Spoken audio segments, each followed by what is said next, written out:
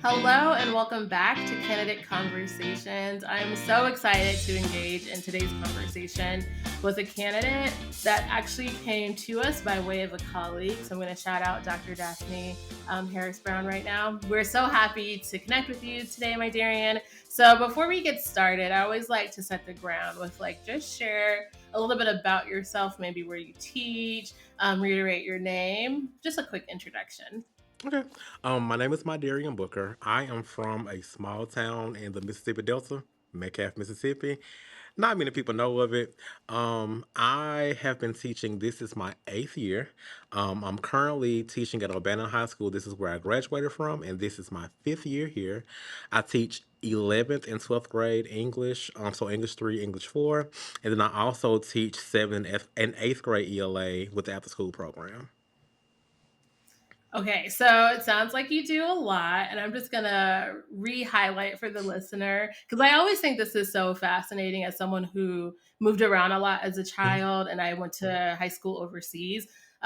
In my school, actually, now that I think about it, it doesn't even exist anymore. So I can never go back home, right? Like I can never go back and teach in schools that I went to. But yeah, my Darian teaches y'all at the same school he graduated from, and so we're gonna dive into that a little bit later because I'm so curious about the connection Okay. of being back home and in a place where you grew up and now you're watching other people grow. But before we hop into that, let's talk about why we're in this conversation, right? It's a candidate conversation because we're talking about board certification. And we all come to this process with different wants, needs, motivations, interests. So I'm so curious, how did you come to the decision to pursue board certification? Right. So before I before I came back to teach where I grew up and graduated from, I taught at a middle school in Meridian, Mississippi, Northwest Middle School. And I had never heard of national boards, didn't know what it was. And I remember a teacher coming in my room and she said, the way that you engage with your students, the way that your classroom is structured, the way that you have everything laid out, you will be a perfect candidate for national boards. And so when she said that, I was like, So I looked into it and I saw that you had to, I think at that point you had to have taught 3 years maybe. Correct. All And right. Yeah. I was just in my first year of teaching. And then when I came home to O'Bannon, I remember getting an email about the time cohort. And at that point, I think I was just at 3 years. And so it just seemed like everything all came together at one time. I had been wanting to do national board since I heard about it. I finally was 3 years in. And then here comes this scholarship opportunity, basically. And it was just like everything just said, go for it. The reason behind wanting to do it, every decision that I make within education is always to be better and it's always to give my students the best of me. And I felt like this was the perfect opportunity to really just hone in on the craft of instruction, differentiation, and being like the best educator I can possibly be for my students, especially when you are working with students who some are grade levels behind, some aren't confident with their Mm, writing. And so this puts me in a position to give students what I never got when I was in school. mm. I don't even know where to go. I'm getting emotional because one, we did not rehearse this or have you talk about this, but two, I think something as I'm listening to not only your content area, right? You're an English teacher, but also I just think about the power of words, right? The written, the spoken, the being able to be literate, right? Like how much power that has, and so how impactful your work and your intention about being better for your students, especially around a skill that literally carries them through life. I know it's very Yes. cliche for kids to be like, "Well, when am I ever going to use this?" But honestly, literacy is how we access the world. Mhm. And so without it, without that experience and without that deep exploration, which it sounds like that's part of what you do, I just think about all the students and kids and learners, and I mean there's even adults, right, who don't have access because they Mhm. don't have access to Yep. literacy. Yep. Woo! Okay, and this Yeah. is just starting the conversation. connection. Right, right, right. And it's so funny to me because I always tell kids, when I was in high school, I never studied. All I did was I Mhm. listened, I paid attention, I interacted, and I was able to pass everything. And then when I got into undergrad, I I took advanced comp two. Mm. And English was always one of my strongest subjects. I loved English, I loved math, and I got my first F ever in English, and it completely destroyed me. And I vowed in that moment, when I came back, I would make sure that any kid that came through my classroom was prepared for writing on the college level. Mm. Yeah. Well, one, thank you so much for what you do, and two, sharing a bit about your own experiences that are impacting how you show up as a professional. And so, with that, I'm also just in awe and admiration of how you heard this one thing of like, oh, national board certification. And yes, to your point, at the time, you had to have completed 3 years of teaching. And so, to one, not only remember, like, and hold on to that 3 years later and be like, oh, I think I still want to do this, and instead of like one ear not the other, but just the alignment of like the timing and the profession, your readiness to pursue, and then this word that we keep throwing around as the time grant. And so I wonder if you can speak more to one, what is the time grant, and Mhm. then two, how did that experience, either with the grant, with the training that came with that, like how did that impact your pursuit of board certification? Okay. So the time grant, time cohort is basically, I always refer to it as a scholarship, but it Mm-hmm. was basically a scholarship that would cover your pursuit of national boards. And you did it with a cohort of teachers from different schools within our community. So from O'Bannon, from Greenville High School, even from all the way into Meridians all across Mississippi. And what was interesting to me is people that I've worked with since I've gotten here were the same people that I was seeing in the room with me when we were Mm, going to different meetings. And so it helped to create almost like a community, not just at my school, but at schools with people I may have never even met or talked to without this cohort. And so in addition to that community, Tom also connected us with WCTP programs, world class teaching programs. And so mm-hmm. I've been able to do the Mississippi State's world class teaching program and also the Ole Miss world class teaching program. And with all that experience, I know when we first got into it, all of us was thinking that national boards was this extreme process that none of us would be able to do. Because I know when I first made it to Mm-hmm. O'Bannon, there were two teachers, no, three teachers who were actually midway through their national boards process, and they just stopped cold turkey. They said it was too much. Mm, And so going in, I was so afraid that it was going to be that same experience. But I kid you not, we went a year and we met our first year into our journey. We met with the time cohort. They did like an informational in April, and we mm, all left that informational just stressed and overwhelmed because it was the first time we really learned like what all goes into this process. And I remember yeah. Dr. Brown pulled us to the side and she said, "Look, I know you all got a lot of information today. I know that you all are overwhelmed." And she said, "Here's what I would do." And she walked us through what she would do if she was Mm, going through the process.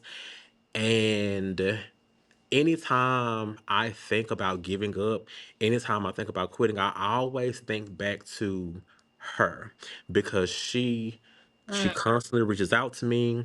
She constantly encourages me. And it's always, we don't have a lot of black male educators.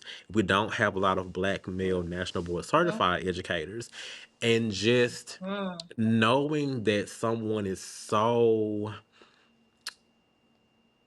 so what's the word I'm looking for? They're so just invested in what you're That's doing, good. investing Yeah. in you becoming better, even when you don't have anything else to give, you find it to give because you know that there's someone relying on you. Not relying on you, but there's someone waiting on you to get what they know you're going to get, what they know you can get. Ugh, I have chills because I have worked with Daphne, it's Dr. Brown. We actually started together, and while she was working on the work in Mississippi, I was running a grant in Kentucky, and so we would meet, occasionally and kind of talk about our work. And I can attest to like the love, the investment, and the commitment that you speak of. And so I've always been like on the outside looking in, so it's nice to get the perspective of someone who was receiving that, right? Like I could see the Slack messages and the like, you got this, and hang in Mhm, there, and did you remember? Don't forget. mhm, And I was just always so impressed. And so it's so nice to hear from the other end, like what that impact had on you. And I just also want to champion you and say, like, one, thanks for sticking in there. And mhm, thanks for your transparency, because you're right. mhm, Sometimes you go through those informationals and you're like, mhm. so what? Oh, okay. Or you hear like the conversations, right? Like there is a Mhm, rhetoric that mhm, the certification process is hard, mhm, and that's not always like it's not always qualitative when people say that. They're just like it's mhm, hard, but like what does hard mean? mhm. Yeah, Is it it's a lot of time? Is it a lot of writing? Is it a lot of like soul searching that you're not prepared for? yeah, So thank you for yeah, not hearing, or actually thank you for hearing it's a lot, it's hard, but then figuring out like your way through. yeah. So I am so grateful for you. Thank you, thank you. Um, Yeah. now I think one thing I can add is, Uh-huh. everyone always said, it's nothing that you're not already doing. You're not reinventing the wheel. It's things that you do every single day. And That part. so in doing this, I've learned so much. Like I've always told people, I don't know how to differentiate. Like that's one of the Mm. hardest things I've ever had to do. And then to sit down and realize, oh, you gave this student a different way to do this same assignment. That's differentiation. So it's opening my eyes to the power I already had as an educator and didn't realize I was tapping into. Sometimes I wish this was a video podcast and people, I mean, kind of jokingly, but sometimes I wish people could just like see what I can't put into words, because it's that. It's exactly that. We can say it until we're blue in the face, but like until Hmm. you experience it, until you come to your own realization, you make your own meaning, it doesn't necessarily feel as realistic, right? As like Hmm. not one more thing. But whew, okay. You hit it, my Darren. This conversation, I'm loving it. So, if people were listening earlier on, Hmm. you mentioned not only do you teach 11th and 12th graders, but then Hmm. you slipped in there like, oh yeah, by the way, I also teach 7th and 8th graders after school. Hmm. So you are committed to your community. That's obvious, and so I'm so curious whether it's something that motivates you, or like how do you think about decision making when you're thinking about all the things that you're involved in, from like this after school program to your like day-to-day teaching. How do you like figure out where board certification fits in as far as like the work and planning in an already really robust schedule? Hmm. So one thing about being well involved is the relationship that you're able to build with your students.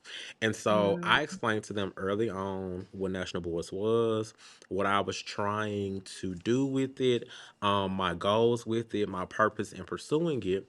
And so with that, they have kept me on my toes. They make sure that I am still, in addition to, Dr. Brown checking in addition Mhm. to people from my cohort checking in, the kids check in. It's just okay. Are you making sure you've done this? When do you want to do this? Just let us know. We'll make sure we're ready. So, as much as I want to say it's me, it's a lot of being, so ingrained and so in tune with the community that everybody wants to see you go and be your best self. Mm. I think there is a piece of advice there that maybe not stated explicitly, but I'm going to elevate, which is involve your community, involve your students. Because your students will hold you accountable, Yes, right? they will. And sometimes they hold you accountable more so than you can hold yourself accountable Mhm, mhm, because they believe in you. They want to see you achieve. They want to see you be successful. So mhm, you're listening and you're like, well, how do I engage community? How do I engage my students? You can start with your students. mhm, And it doesn't have to be high schoolers, right? Like I taught mhm, kindergarten, I certified in a kindergarten classroom. And my kids held me accountable. Like when I made lesson plans and I like mentioned, oh yeah, by the way, Miss Brown's gonna record on Tuesday. And if for whatever reason I chose not to, best believe I had a kid say, well, today's Tuesday, where's the camera? And so even if it was for practice, I would put it up because like they became my accountability. If I said we're going mhm. to record this reading lesson on Tuesday, they expected to see a camera sitting in the back of the room. And Mhm, so, mhm.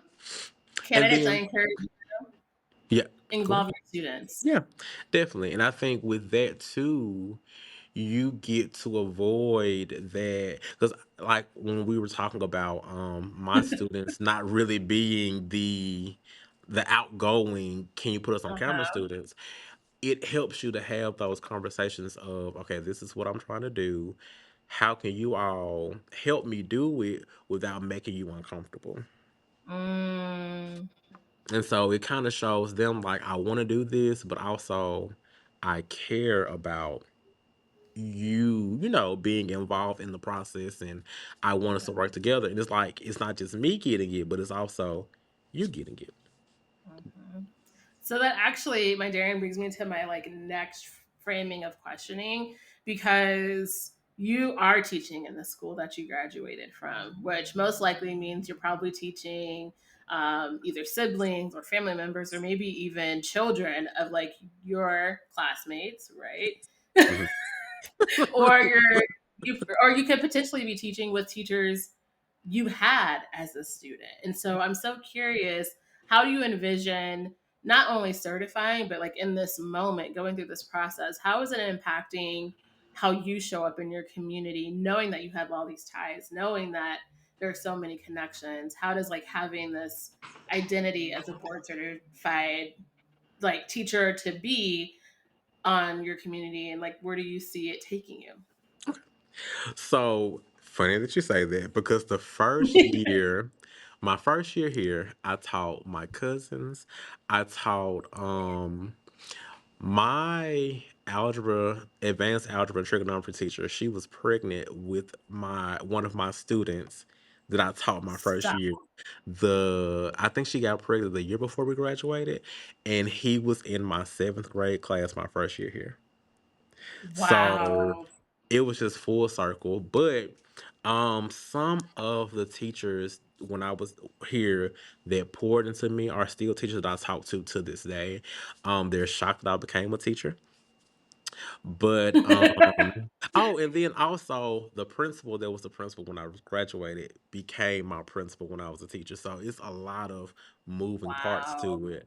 Um, my assistant principal at the time, she taught me computer applications my seventh grade year. My algebra teacher is still teaching algebra one, still going strong. Wow. Um, and so with that, I look at them and I remember so the way my school is set up, it's 7th to 12th is high school. Okay. And so I remember my seventh grade year, I went crazy. Like I Mm. came in and I was potentially gonna be the top, like number one in my class. And I came Mm-hmm. in and it's like so the thing about it, sixth grade is still elementary. And so when you go from sixth grade to seventh Oh. grade here, yeah, when you go from sixth grade to seventh grade here, there is this out of nowhere just freedom that you get as a seventh Mm-hmm. grader. And Mm. so I went from being this smart, quiet, just follow instructions kid to one of the troublemakers at the school. Mm. And it took the teachers that I still talk to today to really just pour in me and get me to understand, one, the people that you're trying to impress are not going to always be your friends later in life. That um part. you're making temporary decisions now that are going to affect you later in life, affect you in the long run. And so when I think about national boards, when I think about what I give back to my community, I think about those people, because Mm, without those teachers, I would not be anywhere close to who I am now. mm, And so I've done a lot in like just getting, degrees and mhm, pursuing professional development. And the mhm, goal is always to, I'm going to make sure that you're good personally. I'm going to make sure that you're good emotionally, but I'm also wanting to push you academically so that when you leave my classroom, I've made an impact on you to make you, because now we get a lot of kids who, it's post COVID. And so during mhm. COVID, they've gotten so used to that instant, well, I'm home, I can do this on ChatGPT, or I'm home, I can Google this. And so you're battling that idea of like instant gratification. I don't really have to do this. I can just Yes. type it in. And so my goal is to embrace that, but also leave that lasting Mhm, impact on you of, well, I know I can cheat on this, but I really want to make sure I know what I'm doing, because high school is high school, but I still have to go beyond this. And when I go beyond this, I want to make sure I'm prepared for what comes my way. That's my goal. mm. I feel like I should go back to high school so I can have Mr. Booker as a teacher because my goodness. And I also hope that you have the opportunity to, when this airs, to share this with those teachers who impacted you. I'm sure you've already said you're in communication with them, but I just think it'd be so nice for them to be able to hear, your journey, your Yeah. trajectory, Hmm. and I'm still kind of just in shock of seventh grade is high school, like, Trust me, and it's a big, and even now we're still struggling with trying to figure out how to deal with it. Excuse yeah, me. Because in sixth grade, I found out a few years ago they're still going to recess. And so they're going to recess. They have four classes. And then you go from that instantly to high school. There's no recess, there's no downtime. You have seven classes. You're involved in sports, you're in choir. It's a lot to handle. And yeah, no one has prepared you for this. yeah. So no wonder students may choose to Hmm. exhibit some behaviors Yeah, because, yeah, yeah, yeah. I mean, Hmm. whoa. Okay. Well, we're here to talk about not only your journey through education, but obviously um, your journey through the process. And so I'm curious. We haven't even like laid out. One, let's talk about what's your cert area. Hmm. Two, have you submitted any components and or Hmm. what are you working on now? And Hmm. then we can talk about submission next. All right. So, my certification area is actually English language arts, early adolescence. Okay. Um, and so I've been bounced around a lot. When I started the process, I was in seventh and eighth grade. I spent, I think, 3 years in seventh and eighth grade, and then I got moved. But I'm still able to, with the things that I do, still work with seventh and eighth graders to pursue that certification. In my This is my third year, in my journey. In my Okay. first year, I submitted component one. In my second year, I submitted component two. So I'm working to submit three and four. Three still terrifies me, but I'm working to submit three and four. And I've also put a fire under myself to try to resubmit component two as well, just with knowing more Oh, about, I know, just with knowing more about what it takes. But now one thing I can say, once you submit it and you kind of know what they expect, I found hmm myself as I'm giving assignments saying, "Oh, I did this. So let me go ahead and push this to the side because this will be a good thing to use for my resubmission." And so I will say when you first get into it, it's really a lot. But once you have, gone in, studied your components, once you have looked at your standards, as you are planning, you're really in the mindset of, okay, this is going to be good for component two. This is going to be good for Mm. component three.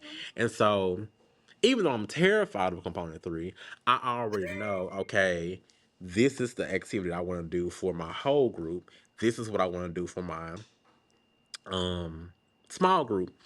And Mhm. it's pushing me to be so creative. Like one of the things that I want to do for Mm. component two is I want to take it's because it's Women's History Month.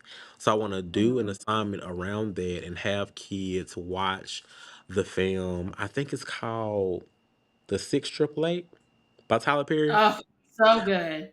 So good. Amazing, amazing film. So Eight triple good. six. 8666. So I want to have the kids watch that and then do some things with how women, not just women, but African American women have Women, played yeah. a role in society, and sometimes their role can be downplayed. So anything with that, and so that's going to be my media response. But also, I'm going to give them different ways so they can submit it. So that's something that a few years ago I never would have thought to do. And so, Yeah. yes, this is a grueling process. Yes, sometimes you feel you second guess yourself, but it really opens you up and opens your mind up to doing more creative things.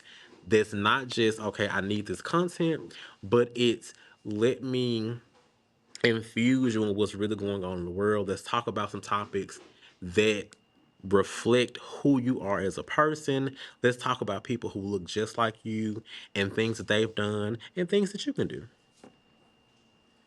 I think again, speechless. There's so many things I want to respond to, but what I'm going to respond to is your comment around how going through this process has made you more creative. Because I don't think people necessarily will put board certification and creativity in the same bucket, right? People Hmm. hear, oh, writing, they hear lots of planning, lots of reading. And that for many people is the opposite of creativity. But I love, and I wholeheartedly agree with you, that it does open you up to creativity and to trying new things and to taking risk.